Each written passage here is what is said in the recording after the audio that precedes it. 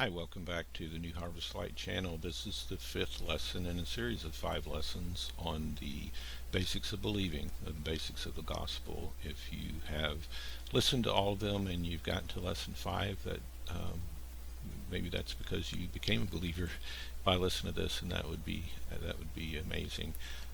But maybe you're already a believer or just curious about it and wanted to get through the lessons and listen to them. So just to go back on what they are about, you can watch them all the way through from 1 to 5 or just drop in on them one at a time.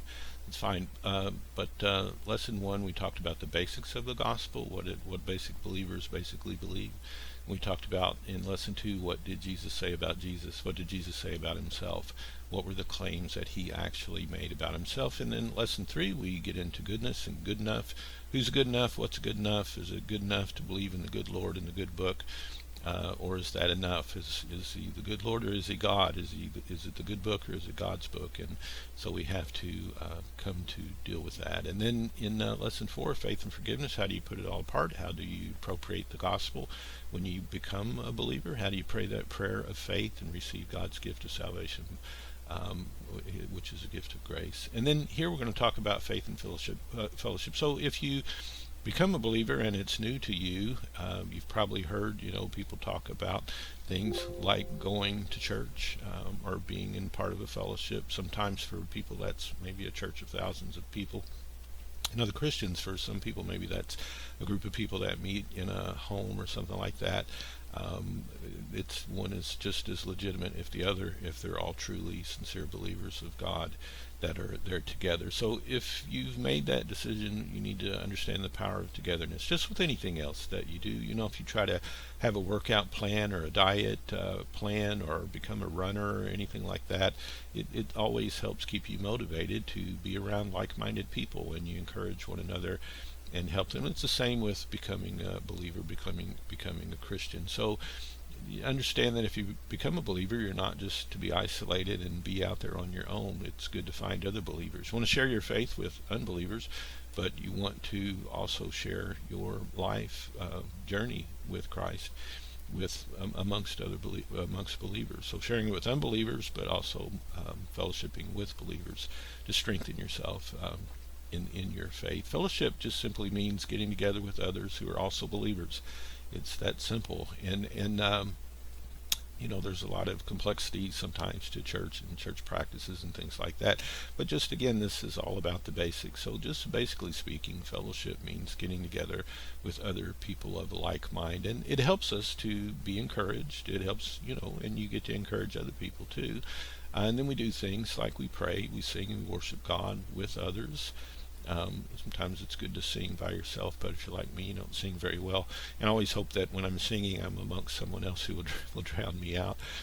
So that makes singing at church a little bit more comfortable for me. But we fellowship so that we can learn about the faith from others who have been believers longer than us, know more about the Bible, know more about Christianity, and then again to find a way to express our own God-given talents, our abilities, our ministries, our missions. If we have natural talents like singing or being a musician, or knowing how to serve really well and do things, accomplish things. We find that an outlet for that amongst other believers often. So it's important to do it, but it's also, unfortunately, you have to be cautionary in everything. So it's important that you find that group of people to meet with, and that might be, like I said, in a lot of different contexts. It can be a group of believers in a home. Sometimes larger churches, they break back down into smaller groups that meet in homes, and that's good. And then or maybe it's a regular small, medium, or large Christian church, or a small group, like I said, that are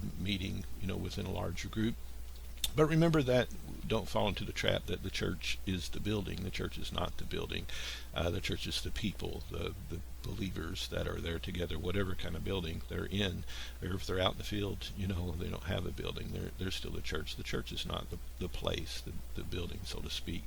And it's also important to be kind of careful about who you choose to fellowship with, or go to church or to meet with. And I just say that, not trying to get you automatically worried about it, but some people are more religious than they are Christian. They bear the name of Christian, but they're really about religion and rules, and And I'm not saying there aren't any rules or commandments or things like that. I'm not saying we live an immoral life and call it a Christian life, but I'm just saying some people are really caught up in religion, and that tends to make them a little bit controlling, manipulative, sometimes they're even occultish. A lot of people say, yeah, we got Jesus at our church, but they're really pushing something else, and Jesus is a sideline. And then there are churches, that try to add a system of works, or Christian, so-called Christian churches, but they're really a system of works. They're trying to get you oftentimes to work for them, and you will do things for people and serve people, and there's nothing wrong with that. But when you get into a scenario where you're earning your salvation, then how much do you have to do to earn it once you've already been given it as a gift? It's like being given gifts and then figuring out how you can pay for them. That's not a gift. That wasn't a gift. That was something that you earned. And then sometimes, obviously, if you watch much Christian television, unfortunately, there are times that there are people who manipulate people financially. You don't have to give in your money to be saved. You don't have to mail in your money, to buy a blessing from God. God does want us to be generous, and He blesses generosity. And yes, when we give, then God gives to us so that we can be better givers and be blessed, and all that's true. But this system of works, of financial works, and mail me money and God will mail you back 10 times more, or God get you back 10 times more money. Stay away from that flashy kind of celebrity sort of stuff.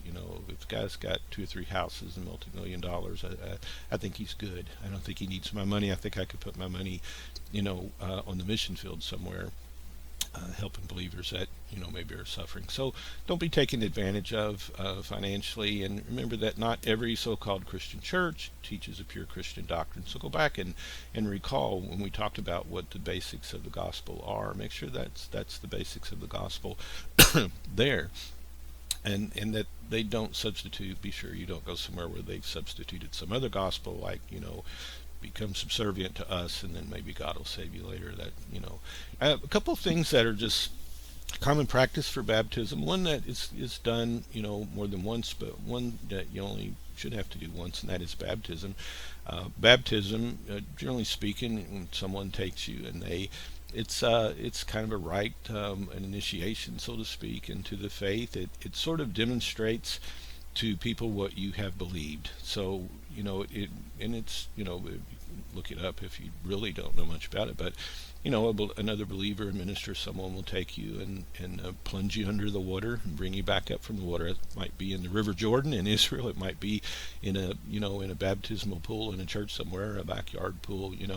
But you just need water, and another believer, minister, that can administer that to you. But it's just your public proclamation. So we get baptized once. It's good to it just shows, hey, it's sort of a demonstration to others, hey, I was alive in myself, and then I went down, I was dead in my sins, and I came back up, identified with Christ when He died, and He was raised from the dead, and I'm saying I'm a part of it. He's a part of me. And it indicates that you are in Christ. You're immersed into Christ, and it indicates that, again, you're proclaiming publicly that you were physically alive, dead in sin, and then born again and raised with Jesus. And usually you only do that once. You should only have to get saved once, and you only have to get baptized once to do that. It's good when you're in a large group of other believers, because that's a very celebratory thing for a new believer to get baptized. Usually it's a witness among other believers more so than something that's done in front of unbelievers. And then there's communion, which is also called other things, the Lord's Supper. It's an ongoing practice. It demonstrates that we eat a small piece of bread. Sometimes it's like a little token piece. Sometimes it's tear it off from a loaf of bread.